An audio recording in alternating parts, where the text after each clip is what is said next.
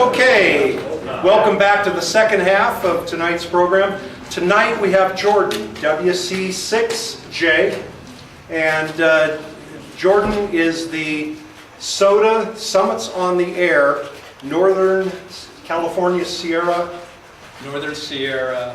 Association. Okay. Region, I should say. Okay. Now this evening, Jordan is going to be telling us how to get involved with Summits on the Air, whether you are at home or whether you are actually summiting.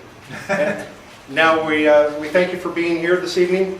Jordan is the Vice President of the El Dorado Club, and so we thank you for coming this evening and being with us. My pleasure. The time is yours. Thank you. Thanks for inviting me. I just realized that your club, you put on the testing down at Granite Bay, and that's where I did my testing at. So thank you to the club and the VEs for making that possible. So I'm going to talk about Summits on the Air tonight. It's something that I've been involved with for about 6 years here. It's probably 90% of my ham radio operating is done portable with Summits on the Air. So we'll talk briefly about the history, what is it, how it works, how you can participate, and I'll give you a quick example of one of my activations. So you're going to see pictures of my dogs. I usually take them along. They carry all their food and water and also some of my equipment. So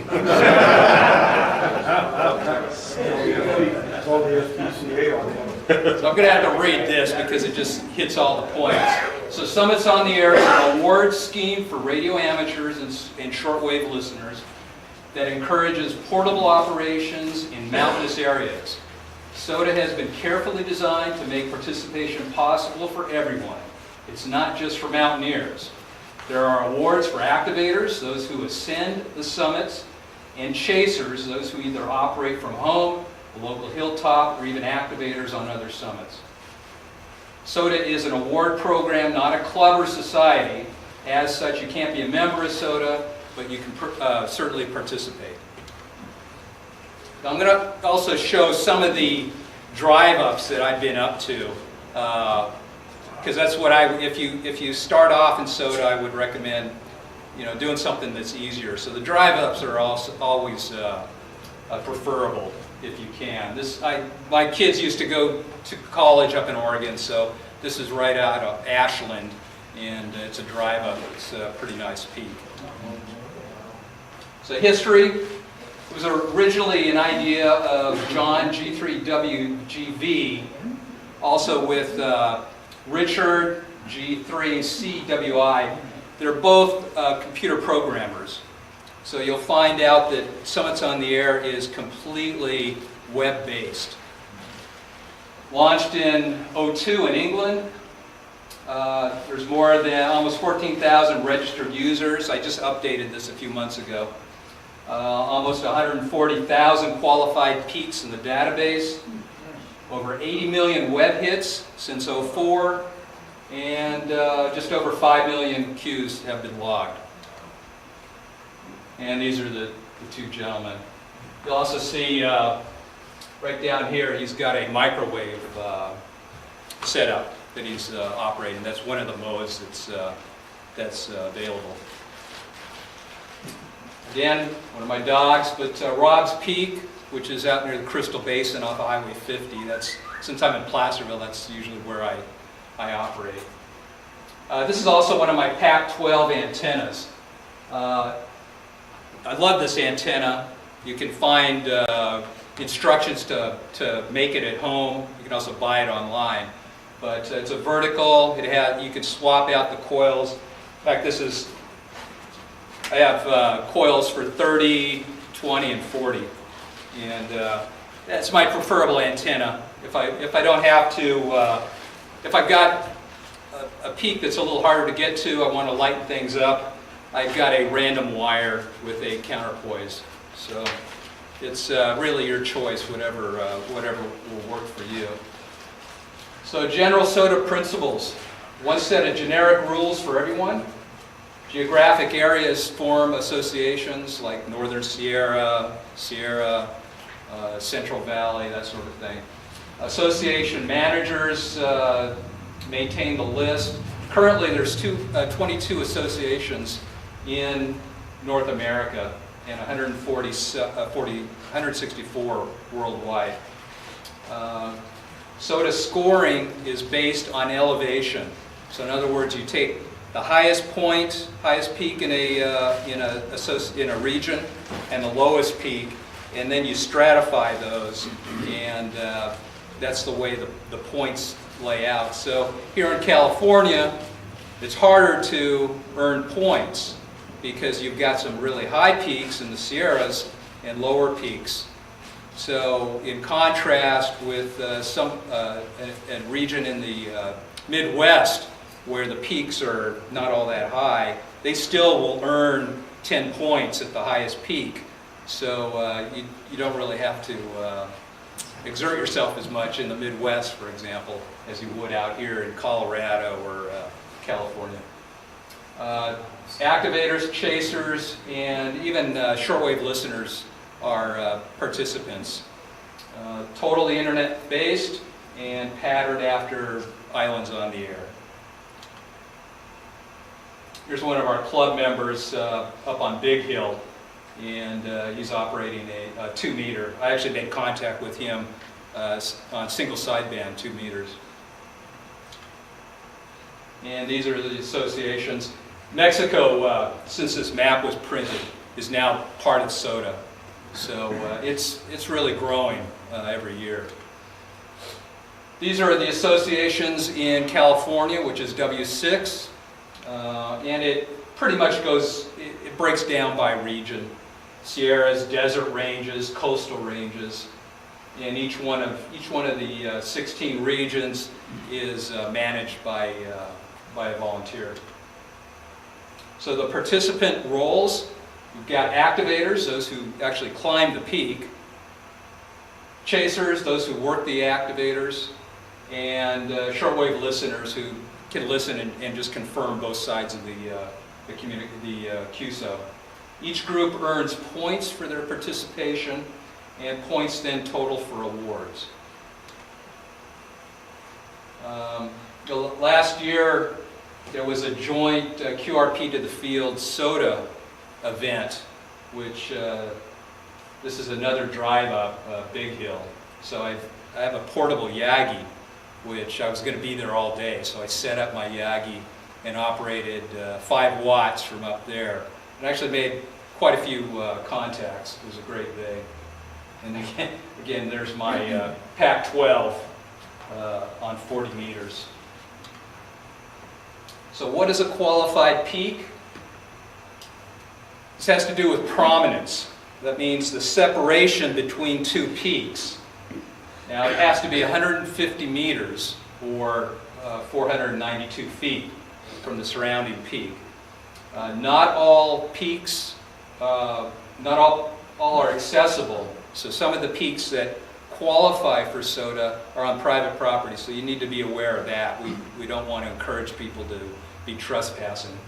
And we have a database that makes that a little easier so you can find out which peaks are actually on public property. So currently we have 4,200 peaks, give or take, in California that are qualified. So this just visualizes what qualifies for a peak. So the first peak here qualifies because you've got more of a difference between this peak and the second peak. You've got 200 meters and you actually just need 150 meters. Whereas the second peak does not qualify because you don't have the separation here between this peak and the next peak. So even though a peak, you would look up in the mountains and think, oh, that'd be a great peak to operate summits on the air from. That's not always the case. So you've got to check in with the database to make sure that it qualifies.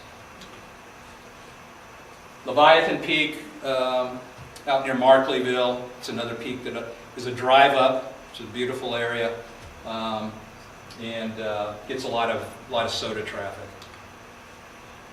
So again, scoring is based on above sea level elevation, and it varies by association. So in California, we've got 6 bands, 6 scoring levels, and you've got so the number you can earn 1 point for a peak that's below 2,500 feet above sea level, and then you can see how it spreads out. So the 6 band, which are 10 pointers, those peaks are all over 11,000 feet. So those are all pretty much all in the high Sierras. So one of our club members, we went up to Mount Talac one day.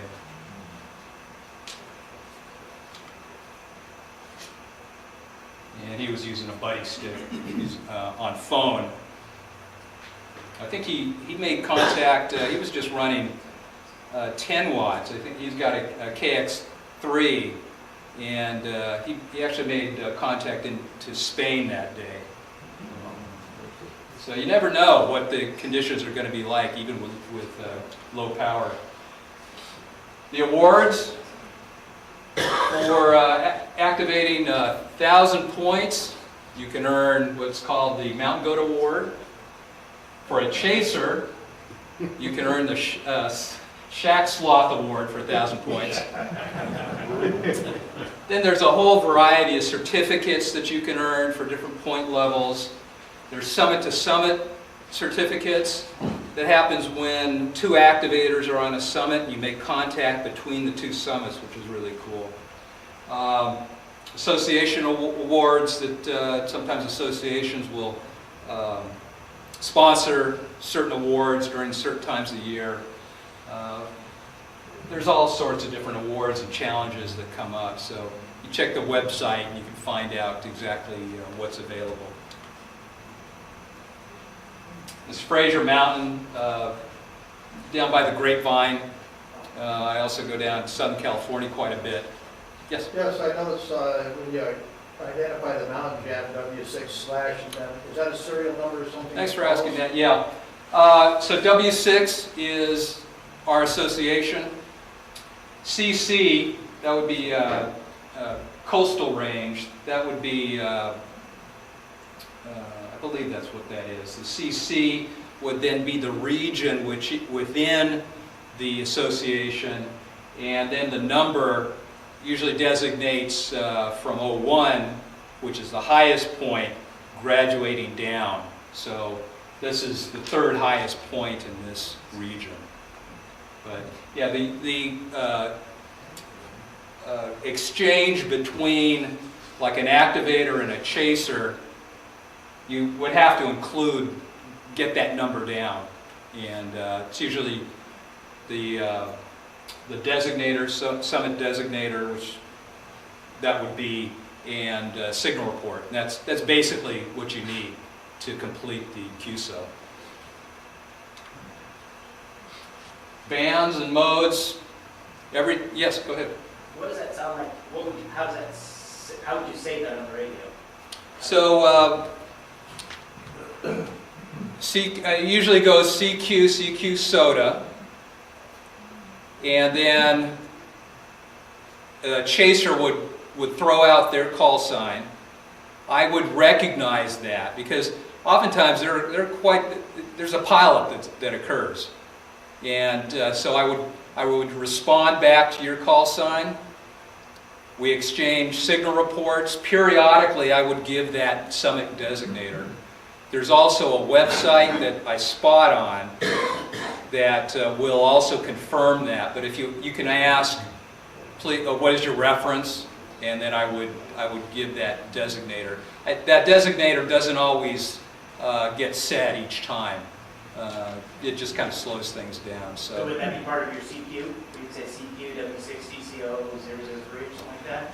Usually, I'll show it a couple more slides. Really, the genius of Summits on the Air is that operating portable is fun, but it can be frustrating in that you may be calling and get very few responses. With Summits on the Air, we can alert to what summit we're going to be on, with an approximate time. And then when we're on the summit, there's a variety of ways that I can link into the website. I can place my spot, and people know exactly what frequency I'm on and what summit I'm on. So that's usually how people will pick up the summit that I'm on. But that can always be asked too if it's not clear. Like last week, I haven't activated since New Year's. I actually went up to Waterhouse Peak, which is just south of Tahoe, on New Year's Day. So we were able to pick up double the points for 2018 and 2019. We hit Zulu time, which was 4 o'clock in the afternoon, I think. So a friend and I snowshoed up to the top of Waterhouse, which is about 9,000 foot level. There was also a storm going on at the same time. So you get extra points for that. there are actually extra winter points.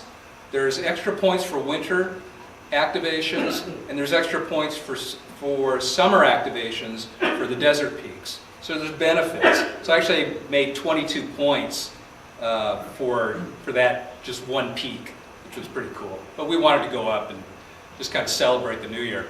But it was so cold. I was operating CW. I had there's frostbite on these 2 fingers, which finally just calloused up. But it was not very comfortable. But because of all the snow, I haven't been activating that much. I did go down to Southern California last week, activated a couple peaks, and ended up spotting an incorrect summit. So, which is very confusing, but I was just out of practice. So I made the contacts, and I had to then email each of my contacts saying, sorry, I gave you the wrong peak. Please update your log. So that was a headache. So anyways, all modes are available. I started out with phone, but I did eventually, just a few years ago, learn CW because it's just so efficient.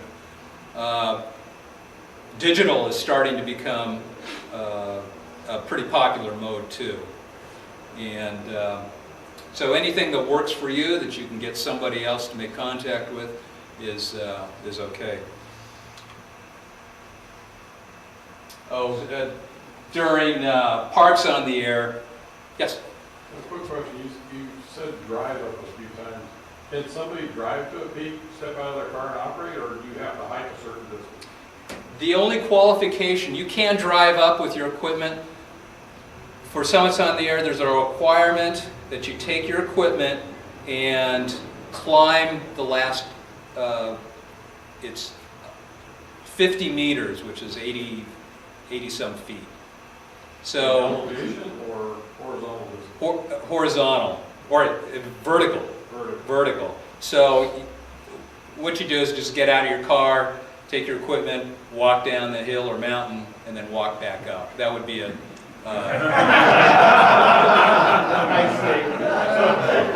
it's the last. So you don't have to carry your equipment the whole way. You just have to walk the distance. Is that? You carry your equipment. You have to carry your equipment the last 100 vertical feet, or 80. It's 81 feet. I think I've got a slide with that. Is that 40 feet twice or 80 feet once? Well, you could stop. You could stop just short and dump your equipment out, and then walk back down if you want. This isn't like DXCC, so if you just can't make it for physical reasons, don't sweat it. But we want this to be fun and accessible to everybody. Do you get extra points if you walk farther? No, you just get the points from the peak. So I did a joint activation down in, this was the very first day of Parks on the Air, and I was again down in Southern California. I've got family down there. I had a limited time, I think like just over an hour, like an hour and 20 minutes maybe, and I think I made 150 contacts on phone. So not only was it popular because it was the first day of Parks on the Air, but I also drove traffic with the Summit on the Air website. And this was actually my setup there. KX3, you know, I've got a 50-watt backpacking amp that I'll bring up occasionally, along with what are those? LiFo batteries, lithium iron phosphate, which are pretty good batteries. So this is when I have my dog with me, this is usually what they usually this is my setup generally. It's the KX2. Dog carries a heavy load.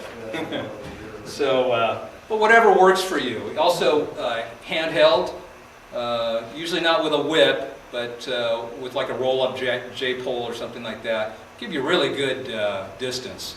And with the website, you can almost always make contacts. So just the rules: be safe, carry your equipment the last 100 vertical feet, and again, allowances are made. Oh, the activation zone that's what it's 82 feet. So sometimes the very top of the peak is not safe. It's uncomfortable for whatever reason. So you have some leeway as to where you can set up, and that's 82 feet down from the top of the peak. Don't rely on your vehicle in terms of not setting up antennas or using the power. And to earn the points, you make 4 QSOs, and that'll earn you the points. And here's my friend Phil. He's got his roll-up J-pole up in the tree, and he's working 2 meters there. Simple registration. This is all it is. You go to soda.org, and you can work your way to the registration. So soda chasing, spots, and alert. Soda watch is really the main area that you're going to get your information from. That's where spots and alerts are located. Alerts are a plan, and usually posted by the activator. Spots are what's happening right now, and they're posted by the activator, chasers, or others. We kind of help each other out as much as possible. Ham Alert is a great app. It'll actually send an alert out. You can put in the parameters. If you want to just do certain bands, certain modes, whatever, certain regions, it'll send out an alert when that shows up. And I've got one of these antennas. Elecraft has one of their very expensive whips here. Very good, but W6IPA came up with a 3D printed version, and I've got one of those if you want to see it. I've used a whip antenna. It's a 72-inch whip, and I can actually, that's wound for 20. I can tune 17. I think I can do 30, and when I extend the whip all the way out, I can get 40 meters to tune with the KX, because it's got a really good antenna tuner.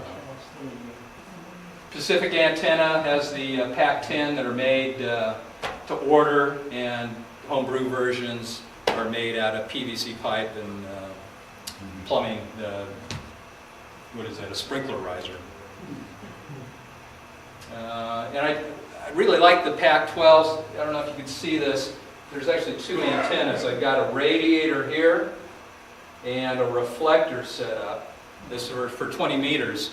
And I was consistently able to get an S unit out of that. So sometimes I set up 3 of them if I've got a lot of time and I don't have to hike that far.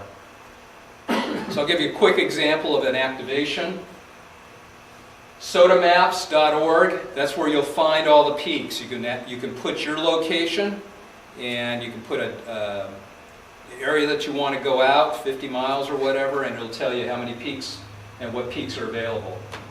So Placerville, I went out 100 miles there, and I'm focusing on the eastern side of Lake Tahoe. So drilling down, there's 2 peaks right here. There's a 6-pointer and an 8-pointer. That's Snow's Peak. This one's just designated as an elevation. It's unnamed.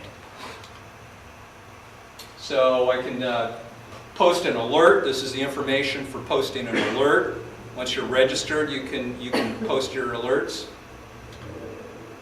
And this is what it'll then look like. This was my old call sign. But I tell people I'm going to be on this peak, approximate time, 2 peaks possible, and I also told them that I could be tracked on APRS. So does that have a GPS coordinate or something on it? The peak? The peak does, yes. Yes, so you know exactly where it is. And this is Snow's Peak. I took my mountain bike up, and here I was using a homebrewed buddy stick. So this is what a spot looks like. This is what, if you're at home, you're monitoring the website. So I came up, the first one was down here. Well, I actually told them I would setting up, I would be activating in 20 minutes. And then I started to call CQ, and actually another chaser posted this for me. And they'll do that periodically just to let other chasers know how you're coming in certain areas. It's really great. So just moving up, I changed frequencies. And then somebody up here asked via the spotting website, is there any chance of going back to 20 before going QRT? So it's a nice way to be able to communicate off of the radio, off of the radio. And that was my log for one of those peaks. That was Snow's Peak. How dependent are you on cellular when you're up there? Can you advertise in advance and then the spotters will start filling in for you? That's exactly what happened this day. Since then, it's amazing how much better, particularly with Verizon. When I first started 6-7 years ago, maybe half of the peaks, if I were lucky, I could work my cell. But now, pretty much 90%. I also relied on APRS. There's a way to spot myself using APRS, and that'll feed into the website. And that's actually my APRS beaconing, my trail, going up to the 2 peaks up in the upper top. And I started at Spooner Lake. And then this is another, I'll just quickly go through this. This is a 2-meter summit-to-summit summit-to-summit contact. I was on Little Pyramid Peak, which is this is Lake Aloha here. So I was right on the crest here. And I made contact with another activator who was on Angel Island. Mount Livermore is the top of Angel Island. And you can see my path there, 141 miles, both 5 watts. I was using the roll-up J-pole. He just had a whip, so I thought that was pretty good. So just a summary: become an activator, go out, take a hike, bring your radio.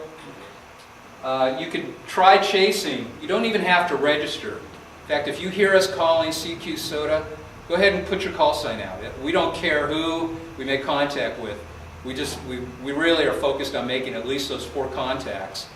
You don't even really technically need to log your contacts. So we'll make contacts with anybody. But it's fun. If you want to try chasing, register and start gaining those points. It's a lot of fun too. And really the key is the internet database and the spotting and the alert system, which is really the strength of Summits on the Air. It makes operating QRP a lot of fun. So that's it. Any questions? Yes? Yes, when you make your points up, is there a point in time when people get together, have a big dinner or something, and who the person that makes the most? How does that all work? Well, since it's internet-based, there's a reflector on the website, and there's kind of a running topics. So they do make a celebration when somebody makes mountain goat. That's alerted worldwide, and then people send congratulations. We also occasionally, like at Pacificon, for SOTA, we usually have a luncheon. We get together, and periodically there's, in different regions and different associations, there's meetups, but since we're so spread out, it's hard to get together. Yes? So you have activator points and chaser points. Are they, is it just one point total, or are they kept separate? They're kept separate. Oh, it's kept separate. Yeah, so it's a lot of fun. Like tomorrow, I'd really recommend, if you got some time, pull up some Soda Watch, and you can make, in the matter of an hour or so, you can make 10, 15 contacts. Real quick contacts. If you hear somebody calling CQ Soda, send your call sign out, and then wait for them to respond, and then signal report, thank you, and then that's it. So, yeah, it's really, really very simple. Yes? These generally seem to be low power. Whatever you want to do. Usually it's low power for me because I've got a hike, but I just found out the other day there's a activator who uses an Elecraft KX3, I think, and one of the 100-watt amps. And I always wondered, why is his signal so strong? And now I know. So. Yes? Can you be a SWL listener even if you have a ham license and you're not? Sure. Yeah. For SWL, you just confirm both sides of the QSO and send it in. Yep. All right. Well, thanks very much. Now your club does something. Your club does something called Soda Saturday or Soda Sunday. Could you tell them about what you do? We do. We had the first one last year.